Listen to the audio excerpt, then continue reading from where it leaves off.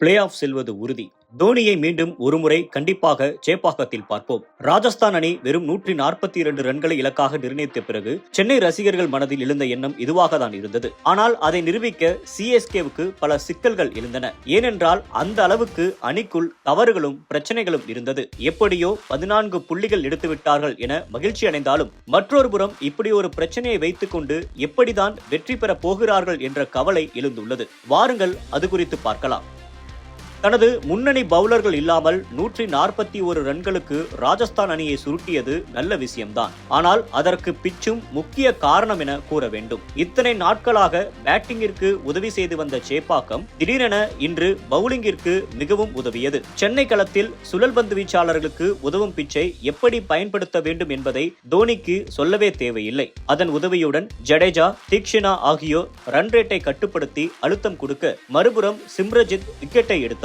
எனவே முந்தைய போட்டிகளைப் போலவே பேட்டிங்கிற்கு ஏற்ற பிட்ச் இருந்திருந்தால் இந்த அளவிற்கு பவுலிங் இருந்திருக்குமா என்றால் சந்தேகம் என்றுதான் கூற வேண்டும். எது எப்படியோ 142 ரன்கள் மட்டுமே இலக்காக கொண்டு களமிறங்கிய போதுதான் சிஎஸ்கேவின் உண்மையான ஃபார்ம் வெளிச்சத்திற்கு வந்தது. ஓபனிங்கில் ரஹானே சொதப்பியதால் இந்த முறை ரச்சின் ரவீந்திரா, ருத்ராஜ் ஆகியோர் களமிறங்கினர். ஆனால் 4வது ஓவரிலேயே இந்த ஜோடி பிரிந்தது. மீண்டும் ஒருமுறை ஓபனிங் காம்போ செட் ஆகவில்லை என்பது தெரிந்தது. மற்றொரு சுதப்பல் என்றால் மிடில் ஆர்டரை சொல்ல வேண்டும்.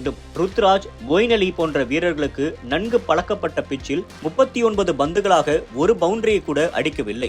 இதனால் ஏற்பட்ட அழுத்தத்தால் அடுத்தடுத்து விக்கெட்டுகள் இழந்து வெற்றி பெறுமா என்ற சூழலுக்கே சென்னை அணி சென்றது. எனினும் ஸ்கோர் குறைவு என்பதால் கடைசி நேரத்தில் வெற்றி பெற முடிந்தது. இக்கட்டான நிலையில் கேப்டன் என்ற முறையில் தனது வேகத்தை குறைத்துக் கொள்ளும் ருத்ராஜ் எந்த நேரத்தில் அதிரடியை காட்ட வேண்டும் என்பது தெரியாமல் உள்ளதும் ஒரு பிரச்சனைதான். தொடக்கத்தில் இருந்து நீண்ட நேரமாக களத்தில் இருக்கும் அவர்தான் அவ்வப்போது பவுண்டரிகளை அடித்திருக்க வேண்டும். ஆனால் கடைசி நேரத்தில் கூட சமீர் ரிஸ்வி போன்ற இளம் வீரரை தான் பேட்டை சுழற்ற சொன்னாரே தவிர ஒரு கேப்டனாக சிஎஸ்கே அணியை அழுத்தத்திலிருந்து மீட்கவில்லை. இதனால் தான் ஜடேஜாவும் அவசரப்பட்டு 5 ரன்களுக்கு ஆட்டம் இழந்தார். 14வது ஓவரில் ஒவ்வொரு பந்தையும் விக்கெட் எடுக்க சரியான வகையில் தான் அஸ்வின் வீசினார். எப்படியோ தப்பி 15 ரன்களை அடித்துவிட்ட போதும் தேவையின்றி கடைசி பந்தையும் அடிக்க நினைத்து அவுட் ஆனார் சிவம் தூபே. இவை எல்லாவற்றிற்கும் ருத்ராஜின் நிதானத்தை காரணம் கூறலாம். ஏனென்றால் ரோஹித், விராட் கோலி, மகேந்திர சிங் தோனி ஆகியோர் கிடைக்கும் நேரங்களில் பவுண்டரிகளை அடித்து பின்னால் வரக்கூடிய வீரர்களுக்கு சுமூகமான சூழலை உருவாக்கி கொடுப்பார்கள். சென்னை அணி எப்போதும் சுலபமாக வெற்றி பெற வேண்டிய போட்டியை